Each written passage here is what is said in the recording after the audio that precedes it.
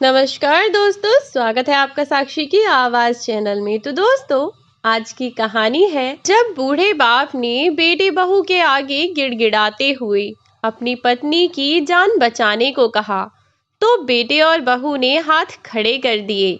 आज सड़क पर खड़े बेटे और बहू ने जब उनका रुतबा देखा, रमा, अरे ओ रमा, कहाँ चली गई? सुनती हो क्या? कहाँ हो? अगर आवाज आ रही हो तो कम से कम आवाज तो दे ही सकती हो ना। रमा, ओ रमा, अरे भाई कहाँ हो? जवाब भी दे दो। बाहर से चिल्लाते हुए उमेश जी अपनी धर्मपत्नी रमा जी को आवाज लगाए जा रहे थे, लेकिन रमा जी ने कोई जवाब नहीं दिया। तो उमेश जी लकड़ियों के बने उस छोटे से आंगन में रमा जी को ढूंढते हुए अंदर आए, तो उनके हाथ में एक छोटा सा थैला था। उस थैले में कुछ थोड़ी सी सब्जियां थीं। अब उमेश जी ने आंगन में आकर वह सब्जियों का थैला रख दिया और रमा जी को ढूंढने लगे। उमेश जी ने अपना सारा सामान, सारा घर ढूंढ लिया, लेकिन रमा जी उन्हें कहीं भी दिखाई नहीं दी। अब उमेश जी मन ही मन बोले, हे भगवान, न जाने कहाँ चली जाती है। मन में बुदबुदाते हुए उमेश जी रमा जी को कहने लगे, कितनी देर हो गई है मुझे आए हुए और रमा को ढूंढते हुए भी, कि तभी रमा जी धीरे धीरे अपने बुजुर्ग कदमों को संभाल संभाल कर आती हुई दिखाई दी। घर आने के बाद रमा जी ने लकड़ियों का वह गट्ठर आंगन में एक तरफ पटक दिया। वह बहुत थक चुकी थीं, तो लकड़ियों के गट्ठर को पटकने के बाद वहीं चारपाई पर बैठ गईं। उन्होंने देखा तो उमेश जी वहां पर पहले से ही बैठे हुए थे। तब वह उमेश जी से पूछने लगीं और बोलीं, अरे आप कब आ गए? कितनी देर हुई है आपको आए हुए? बस अभी थोड़ी ही देर पहले आया हूँ। अरे भाग्यवान, कम से कम अब तो तुम इन लकड़ियों को लेने मत जाती। वैसे ही तुम्हारे पैरों में बहुत दर्द रहता है, फिर तुम लकड़ियां लेने के लिए क्यों गई थी? उमेश जी ने शिकायत करते हुए अंदाज में रमा जी से कहा। तब रमा जी पहले तो कुछ नहीं बोली, चुपचाप सुस्ताने लगीं। फिर कुछ देर बाद वह उमेश जी से बोली, अजी, जाना किसको अच्छा लगता है? दर्द तो होता ही है, लेकिन क्या करूं? खाना बनाने के लिए चूल्हा जलाना पड़ता है, और चूल्हा जलाने के लिए लकड़ियों की भी तो ज़रूरत पड़ती है ना। और अब घर पर लकड़ियां ख़त्म हो चुकी थीं, इसीलिए मजबूरी में जाना पड़ा। आप सारी बात छोड़िए और यह बताइए, सब्जी ले आए हैं आप या नहीं लेकर आए? हाँ हाँ रमा, ले आया हूँ, चिंता न करो, थैला वहाँ पर रख दिया है, तुम देख लो। थोड़ी देर के बाद रमा जी वहाँ से उठी और सब्जी का थैला उठाने के लिए उस थैले के पास पहुँची और थैले को उठाकर अपने खाना बनाने वाली जगह की ओर चल दीं और धीरे धीरे से खाना बनाने लगीं। बेचारी बुजुर्ग महिला थीं, तो उम्र बढ़ने के साथ साथ उनकी आंखों की रोशनी भी कम हो गई थी, जिसके कारण उन्हें अंधेरा होने के बाद कुछ भी दिखाई नहीं देता था। इसीलिए बेचारी समय से ही अपने पति और अपना खाना बना लिया करती थीं। ऐसा नहीं था कि रमा जी और उमेश जी की कोई औलाद नहीं थी जो उन्हें अकेला रहना पड़ रहा है। उनका एक बेटा, पोते पोती, बहू, भरा पूरा परिवार था। बेटा एक डॉक्टर था और उसका भी पूरा परिवार था। लेकिन उन सब के होते हुए भी रमा जी और उमेश जी अपनी खुद की गुजर बसर इस बुढ़ापे में खुद ही करते थे। रमा जी की उम्र लगभग 65 वर्ष की रही होगी। वहीं उमेश जी की उम्र लगभग 70 वर्ष के आसपास रही होगी।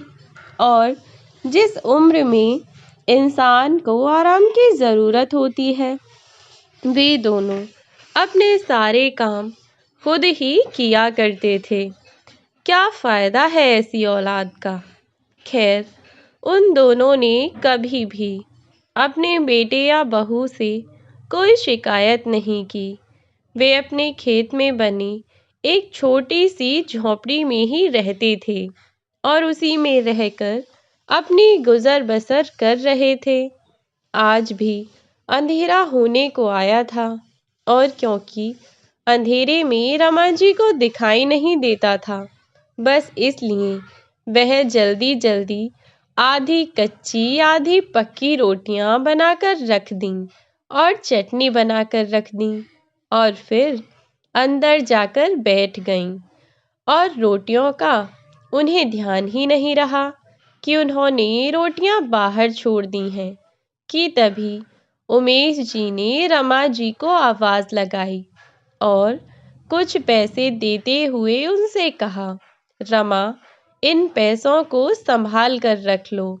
आगे बरसात का मौसम आने वाला है और फिर घर भी तो ठीक करवाना है, वरना चारों तरफ पानी भर जाता है और फिर सोना भी मुश्किल हो जाता है। अब सबसे पहले घर सही करवाएंगे। रमा जी ने उमेश जी के हाथ से पैसे लिए और उन्हें वहां रख दिया जहां उन्होंने पहले से कुछ पैसे जमा कर रखे थे। इतने ही बारिश आ गई। जैसे ही बारिश पड़नी शुरू हुई, उमेश जी को याद आया कि रोटियां तो उन्होंने बाहर ही रखी छोड़ दी हैं।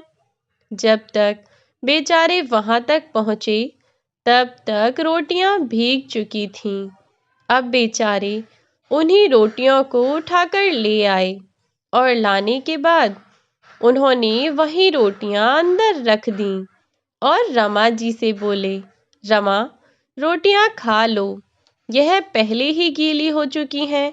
अगर और छोड़ दी तो सारी गल जाएंगी और फिर खाई नहीं जाएंगी। बेचारे गली रोटियों को ही लेकर बैठ गए। 2 रोटी उन्होंने रमा जी को दे दी और 2 रोटियां उन्होंने खुद ने ले लीं और चटनी के साथ खाकर पानी पीकर दोनों बुजुर्ग दंपत्ति आराम से उस झोंपड़ी में बनी उस बिस्तर पर लेट गए। वह बिस्तर जो उन्होंने वहां जमीन पर लगा रखा था, जहां वे रोज सोया करते थे। रमा जी की तबीयत तो वैसे ही खराब रहा करती थी, इसीलिए वह बेचारी दवाई खाकर सो गईं। उधर उमेश जी अपने पुराने समय को याद करने लगे और उनकी पथराई आंखों से आंसू बहने लगे। एक समय था कि जब उन्होंने अपने इकलौते बेटे सुभाष को पढ़ाने लिखाने में कोई कमी नहीं छोड़ी। वे दिन रात मेहनत करते उन्होंने एक एक पाई इकट्ठा करके अपने बेटे को पढ़ाया लिखाया और इस मुकाम तक पहुंचाया कि वह डॉक्टर बन सका। हालांकि बेटे सुभाष ने भी पढ़ने लिखने में कोई कमी नहीं छोड़ी। उसने मेहनत से पढ़ाई शुरू की और फिर तब जाकर वह डॉक्टर बन पाया।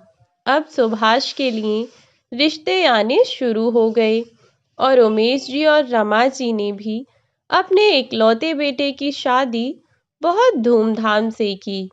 शादी में इतनी धूमधाम और चकाचौंध थी कि सभी लोग देखकर बातें बनाने लगे कि भैया, अगर किस्मत हो तो उमेश जी जैसी हो। देखो तो कैसे एकदम से किस्मत पलट गई। कल तक जिनके पास पैदल चलने के लिए, सड़क पर चलने के लिए किराए के पैसे तक नहीं थे, आज वह आदमी गाड़ियों में घूम रहा है। वाह भाई वाह, क्या ठाठ हैं उमेश जी के। उमेश जी लोगों की बातों का कोई जवाब नहीं देते।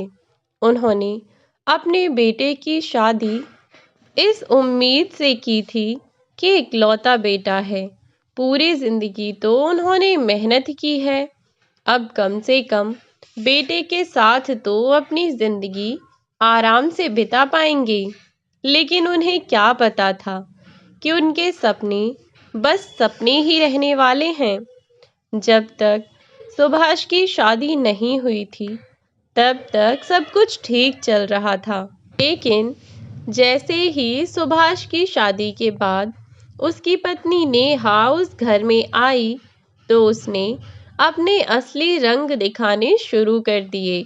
बहू अपने सास ससुर को परेशान करने का रोज एक नया तरीका ढूंढ लिया करती थी और सुभाष के सामने बहुत अच्छे बनने का नाटक किया करती थी। शुरू शुरू में उमेश जी और रमा जी ने एक दो बार सुभाष से उसकी पत्नी की सारी बातें बताईं, लेकिन सुभाष अपनी पत्नी की ही तरफदारी करता। नेहा सुबह को लेट सो कर के उठती और फिर पूरे दिन फोन पर लगी रहती। ना तो वह घर के किसी काम में हाथ लगाती थी, ना ही किसी और काम से। बेचारी रमा जी ने सोचा था कि बहू आएगी तो सुबह उठकर उन्हें गर्मा गर्म चाय बनाकर पिलाया करेगी, खाना बनाकर खिलाया करेगी। लेकिन यहाँ तो सब उल्टा पुल्टा हो रहा था। जिस दिन से बहू घर में आई थी, उनको आराम मिलना तो दूर की बात था, घर में जो सुख शांति थी उसके भी लाले पड़ गए थे। बहू रोज किसी न किसी बात पर घर में कलेश मचा दिया करती और फिर उसके बाद सबका मूड खराब हो जाया करता। धीरे धीरे नेहा की हरकतें सुधरने की बजाय और बिगड़ती चली गईं और रमा जी अब अपनी बहू की इन सब हरकतों से दुखी होने लगी थीं। उधर सुभाष सब कुछ जानकर भी जैसे अनजान बनने का नाटक सा किया करता था और एक समय ऐसा आया कि दोनों बुजुर्गों को अपने आत्मसम्मान और अपने बेटे बहू के पास रहने में से किसी एक को चुनना था। इसी कारण से उमेश जी अपने खेत पर यहाँ आ गए और दोनों अपने खेत के एक कोने पर एक छोटी सी झोंपड़ी में अपने जीवन के अंतिम दिनों को काटने लगे। घर की गुजर बसर करने के लिए उमेश जी ने सब्जी की एक छोटी सी दुकान लगा दी थी, जिससे 150 रुपये घर में आ जाया करते थे, जिससे उनके घर का गुजारा हो रहा था। हालांकि बेटा इस शहर में रह रहा था, लेकिन उसके होते हुए उन दोनों बुजुर्गों को इस तरह से रहना पड़ रहा था। धीरे धीरे समय बीत रहा था और इन्हीं सब बातों को याद करके उमेश जी की आंखों से झरझर आंसू बहते जा रहे थे कि तभी रमा जी ने करवट लेते हुए कहा, और कब तक आंसू बहाएंगे, अब सो भी जाइए, वैसे भी तबीयत खराब सी रहती है आपकी। और इसी तरह से रमा जी की बात सुनकर उमेश बाबू अपनी पुरानी यादों से बाहर निकले और आंख बंद करके सोने की कोशिश करने लगे। आंख बंद करने के बाद उनकी न जाने कब नींद लग गई, उन्हें खुद ही पता न चला। और अगली सुबह उठकर उमेश जी जब बाजार पहुंचे, तो जहां उन्होंने अपनी सब्जी का ठेला लगा रखा था, वहां से एक बड़ी सी कार गुजरी और उस कार से एक व्यक्ति जिसने अच्छे कपड़े पहन रखे थे, जो मानो किसी बड़े घर का मालूम होता था, वह उतरा और इधर उधर बाजार में घूमने लगा। उसको देखकर लग रहा था जैसे वह सब्जियों के भाव ले रहा है, क्योंकि वह हर व्यक्ति के पास जाता और सब्जियों के रेट पूछ पूछ कर फिर से वापस आ जाता। उमेश जी के कुछ समझ ही नहीं आ रहा था कि आखिर चल क्या रहा है। अब उमेश जी ने थोड़ा गौर किया तो उन्हें पता चला कि वास्तव में यह व्यक्ति इधर से उधर दुकानों पर घूमकर सब्जियों के रेट ले रहा था। उसे देखकर बस इतना ही समझ आया। अब यह तो नहीं पता चल रहा था कि आखिर बात क्या है। खैर, जब वह व्यक्ति उमेश जी के ठेले के सामने से भी निकला और उनसे भाव पूछकर वापस लौटा, तो उस व्यक्ति के गले की सोने की चेन उमेश जी के ठेले पर गिर गई, जिसका उस व्यक्ति को ध्यान नहीं रहा। उस समय तो उमेश जी ने ध्यान नहीं दिया, लेकिन जैसे ही वह व्यक्ति गया और उमेश जी अपनी जगह से उठकर सब्जियों को देखने के लिए उठे, तो उनकी नज़र उनके ठेले पर पड़ी सोने की चेन पर गई। अब उमेश जी को यह बात समझने में ज़रा भी देर न लगी कि यह सोने की चैन उस व्यक्ति की ही है। यह भी अच्छी बात थी कि वह व्यक्ति अभी तक गया नहीं था। जैसे ही उमेश जी चैन लेकर उस व्यक्ति के पास जाने लगे, वह व्यक्ति अपनी गाड़ी में बैठा और वहां से चलने को तैयार हो गया।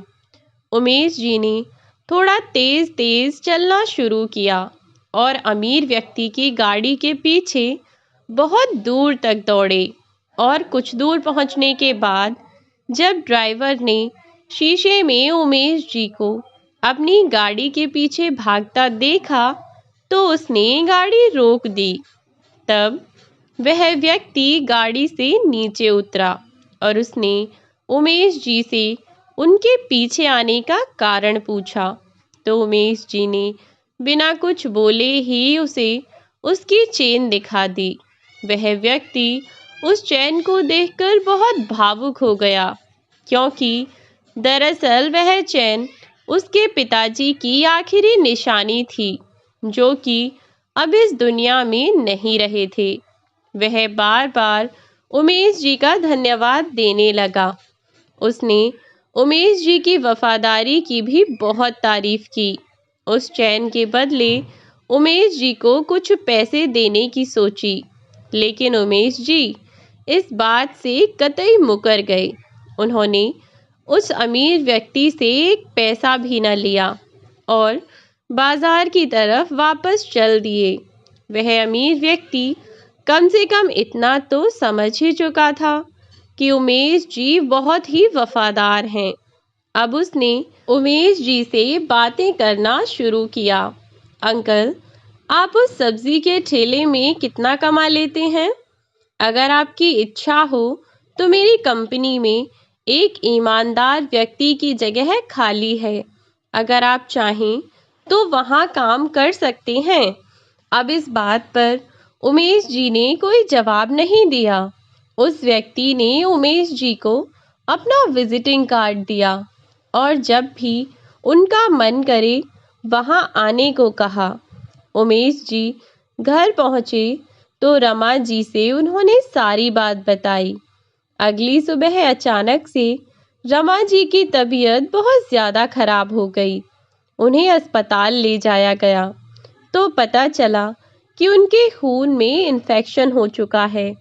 इसके लिए इनको अस्पताल में भर्ती करना पड़ेगा। उनकी तबीयत इतनी ज़्यादा खराब थी कि उनको सांस भी नहीं आ रही थी। उमेश जी ने अपने बेटे को फ़ोन किया तो फ़ोन बहू ने उठाया और उसने उमेश जी से साफ साफ शब्दों में पैसे देने के लिए मना कर दिया। वह बोली कि उसके पास इतने पैसे नहीं हैं कि वह गरीब भिखारी को पैसे बांटती डोले। अब उमेश जी चिंता में पड़ गए। आखिर बेचारे करें तो क्या करें। अब उन्हें कोई भी रास्ता नजर नहीं आ रहा था। उनके पास तो अपना घर तक ठीक करने को पैसे नहीं थे। बस एक रही बची उम्मीद थी, उनका अपना बेटा, और अब वहां से भी निराशा ही उनके हाथ लगी। अब वे सोच में पड़ गए कि आखिर कहाँ जाएं, कि अचानक से उन्हें उस दिन की घटना याद आई और उन्होंने जब अपनी जेब में हाथ डाला तो वह विजिटिंग कार्ड हाथ लग गया जिस पर उस व्यक्ति का एड्रेस लिखा हुआ था। अब उमेश जी वहां पहुंचे तो सिक्योरिटी गार्ड ने उन्हें अंदर जाने ही नहीं दिया, बाहर ही रोक दिया। लेकिन उस व्यक्ति जिसका नाम विवेक था, उसने सीसीटीवी फुटेज में उमेश जी को देख लिया और उसने अपने ऑफिस के चपरासी को आवाज लगाई और उमेश जी को तुरंत अंदर बुलाया। अंदर बुलाकर उसने उमेश जी को बैठने के लिए कहा तो उमेश जी वहां बैठ तो गए, पर अब उन्हें समझ नहीं आ रहा था कि वह कैसे विवेक से अपनी व्यथा कहें। पहले ही उमेश जी बहुत घबराए हुए थे। उनका यह हाल देखने के बाद विवेक ने खुद ही शायद भांप लिया था। उसने पूछा, क्या बात है अंकल, आप इतने चुप क्यों हैं? कुछ हुआ है क्या? पहली बार किसी ने इतने प्यार से बात की थी। ऊपर से विवेक उनके बेटे की ही उम्र का था। उससे थोड़ा सा प्यार पाकर उमेश जी अपने आप पर काबू न कर सके और उनकी आंखों से आंसू बहने लगे। उनकी यह दशा देखकर विवेक इतना तो समझ ही गया था कि कोई तो बात है जो बहुत गंभीर है। दोबारा पूछने पर उमेश जी ने उसे सारी बात बता दी कि कैसे रमा जी की तबीयत अचानक खराब हो गई और वह अस्पताल में भर्ती हैं। उनके पास पैसे नहीं हैं अपनी पत्नी का इलाज करा सकें। उन्होंने विवेक के सामने हाथ जोड़े और कहा, बेटा, तुम जो कहोगे मैं वह काम कर दूंगा। बस तुम मुझे इतने पैसे दे दो कि मैं अपनी पत्नी का इलाज करवा सकूं। विवेक ने एक भी मिनट की देरी न करते हुए उमेश जी का हाथ पकड़ा और अपनी गाड़ी में बिठाकर उन्हें अस्पताल ले गया। वहां पर रमा जी के डॉक्टर से बात की और उनके इलाज के लिए जितने भी पैसे दिए जाने थे सबका भुगतान विवेक ने खुद किया। यहाँ तक कि वह पूरी रात अस्पताल में बैठा रहा। उमेश जी ने कहा भी कि बेटा कोई बात नहीं है, तुम्हारा इतना ही एहसान बहुत है। तब उसने कहा कि अंकल, अपने माँ बाप को मैं बचपन में ही खो चुका हूँ। आंटी भी तो मेरी माँ के जैसी ही हैं। यह मेरा कर्तव्य है और कर्तव्य को करने से मैं एक भी कदम पीछे नहीं हटूंगा। और आप भी प्लीज़ मुझे इस चीज़ के लिए मना मत कीजिए। अगली सुबह रमा जी को होश आया। धीरे धीरे उनकी तबीयत में सुधार होने लगा। विवेक ने उनकी हर छोटी छोटी चीज़ का ध्यान रखा। उसने उनके खाने के लिए फल, जूस, दवाइयाँ सब कुछ लाकर रख दिया। अब रमा जी बिल्कुल ठीक हो चुकी थीं। उनके घर जाने की बारी आई तो विवेक ने कहा, अंकल, आंटी को मैं गाड़ी से घर तक छोड़ देता हूँ। उमेश जी ने उसे बहुत मना किया लेकिन वह नहीं माना और रमा जी को उसने गाड़ी में बिठाया और उनके घर की तरफ चल पड़ा। वहां जाकर जो उसने देखा कि वह दोनों एक फटी टूटी झोपड़ी में रहते हैं तो उसे बहुत आश्चर्य हुआ कि क्या कोई ऐसा भी हो सकता है कि अपने माता पिता को इस हालत में ऐसे छोड़ दे। खैर, अब उसने रमा जी को और उमेश जी को अपने साथ अपने घर ले जाने का फैसला किया। हालांकि उन दोनों ने बहुत मना किया, लेकिन इस सब के बाद भी विवेक ने उनकी एक भी ना सुनी और उन्हें घर ले गया। घर जाकर उसने अपने नौकर को आवाज़ लगाई और एक बढ़िया कमरा तैयार करवाया, जिसमें उमेश जी और रमा जी के रहने का इंतजाम करवाया गया। उमेश जी तो समझ ही नहीं पा रहे थे कि भगवान उनके ऊपर एकदम से इतना मेहरबान कैसे हो गया है। खैर, अब वह विवेक के घर में रहने लगे। 2-4 दिन बीते तो रमा जी अब बहुत हद तक ठीक हो चुकी थीं। अब रमा जी ने विवेक से कहा, बेटा, मैं ठीक हो चुकी हूँ, अब तो मुझे कोई दिक्कत भी नहीं है। तो मैं सोच रही थी कि हम लोग वापस अपने घर क्यों आंटी, आपको यहाँ कोई तकलीफ है क्या? ऐसे घर में कौन रहता है? वह घर कहाँ है? एक टूटी फूटी झोंपड़ी है। क्या आपको मेरे साथ रहना अच्छा नहीं लग रहा है? मैं भी तो आपके बेटे जैसा ही हूँ।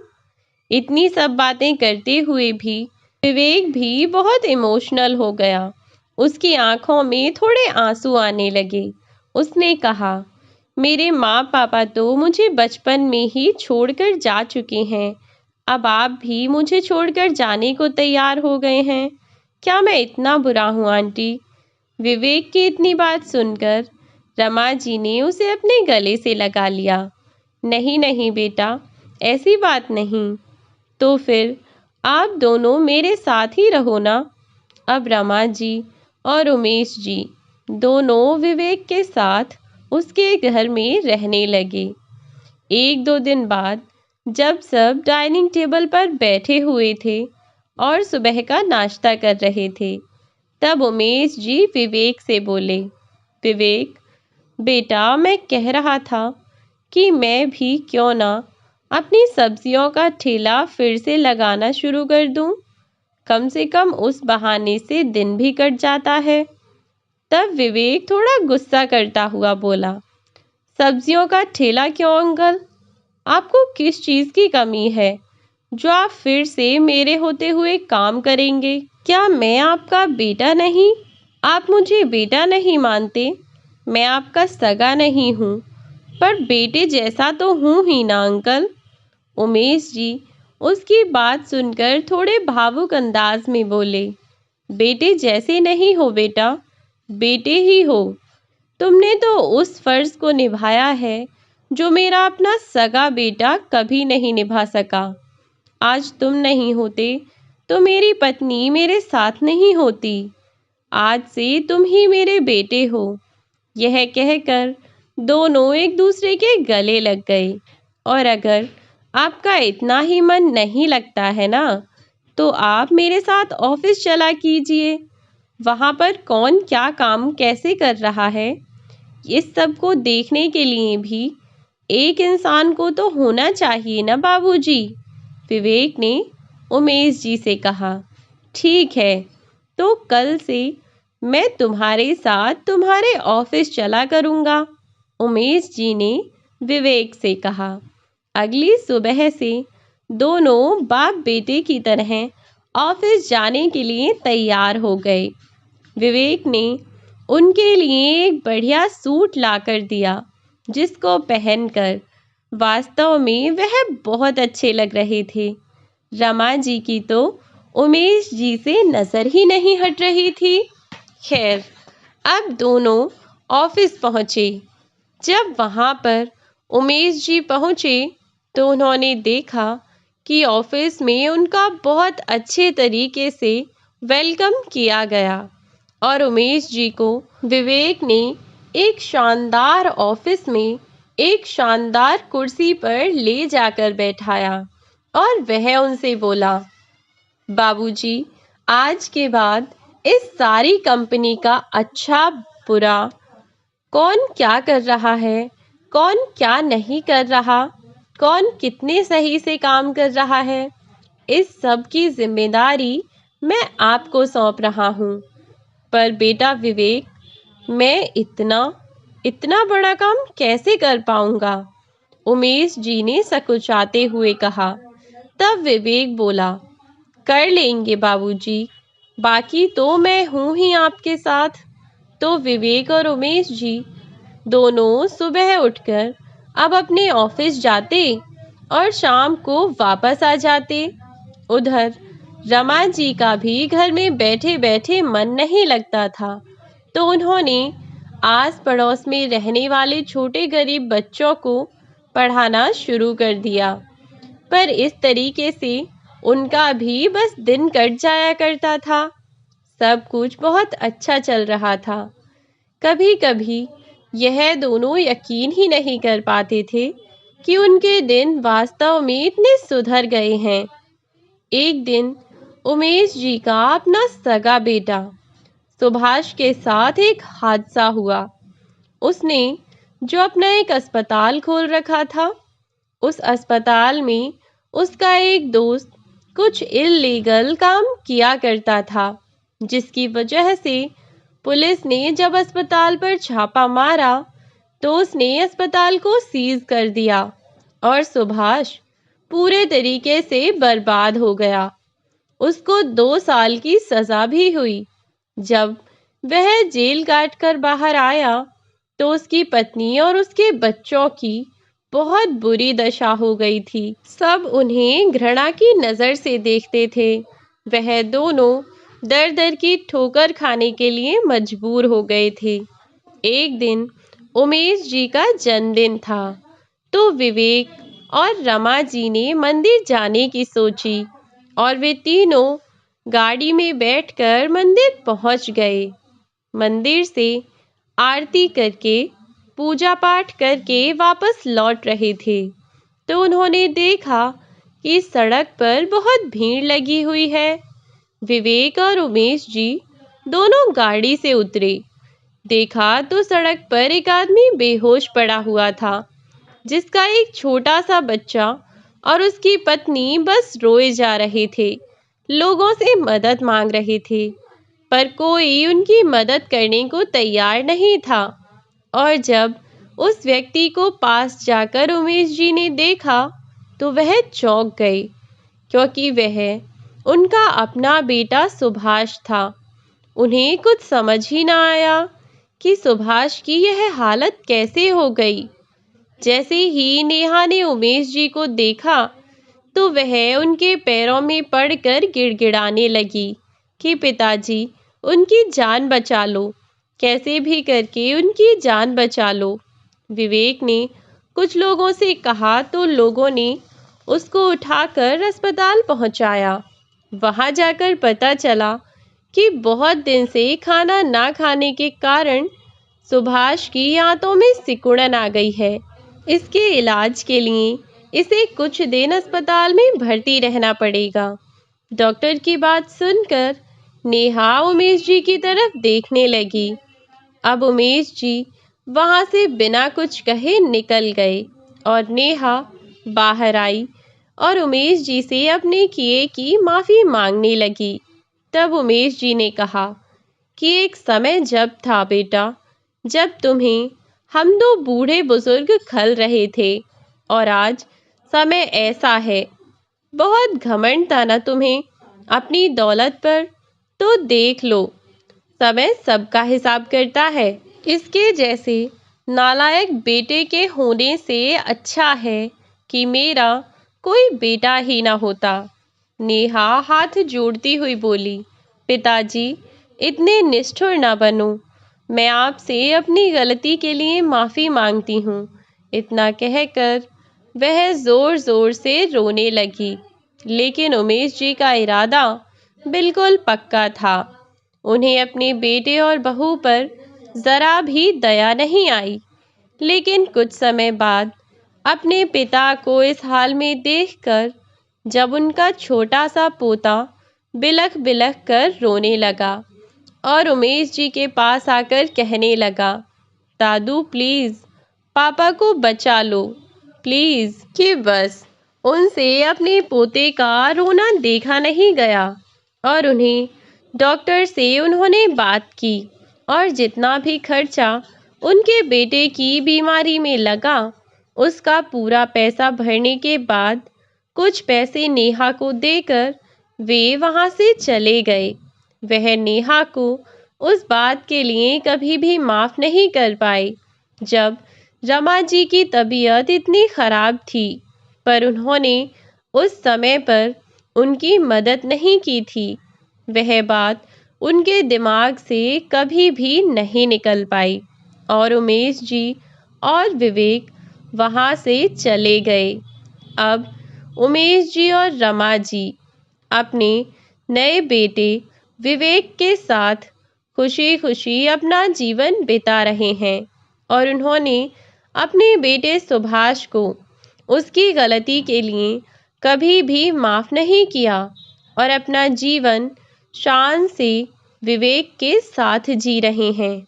और उधर सुभाष अपने किए कर्मों की सजा भुगत रहा है। तो दोस्तों, यह थी हमारी आज की कहानी। आज की कहानी आपको कैसी लगी हमें कमेंट बॉक्स में ज़रूर बताएं। वीडियो अगर अच्छी लगी हो तो वीडियो को लाइक और शेयर करना ना भूलें। चैनल पर यदि आप नए हैं तो चैनल को सब्सक्राइब ज़रूर कर दें ताकि आने वाली वीडियोस की नोटिफिकेशन आपको मिलती रहे। आज की वीडियो में बस इतना ही। मिलती हूँ आपसे एक नई वीडियो में एक नई और बेहतरीन कहानी के साथ। तब तक के लिए बाय बाय मेरे प्यारे दोस्तों। अपना ख्याल रखें।